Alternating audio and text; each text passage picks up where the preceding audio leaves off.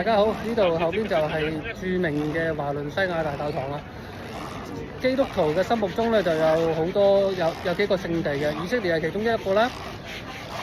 而意大利羅馬嘅聖保羅大教堂亦都其中一個。咁第三最重要、最容易嚟到咧就係當數呢個華倫西亞大教堂嘅裏邊有啲咩咁精彩嘅嘢，你一定要嚟啊！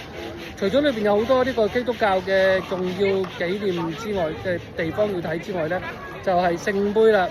聖杯喺歐洲咧有200幾個啦，呢個咧就排第一最紀念。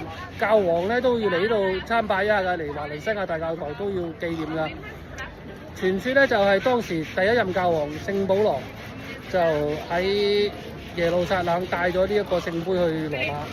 咁但係其中一個羅馬咧喺對於開始迫害基督徒啊，咁所以咧就將呢個聖杯咧就輾轉流落到呢個英國啦。英國又立亂喎，又運到嚟西班牙啦。裏邊就有聖杯啦。聖杯嘅歷史大家都可以上網研究一下㗎啦，就係出現喺最後的晚餐，耶穌俾大家飲，用呢個聖杯裝葡萄酒，就等於飲咗佢血啦。故事咧就大家上網慢慢查下，究竟今日睇唔睇到聖杯咧？記得留意我呢個頻道，點讚、訂閱同埋分享啊！遲啲見。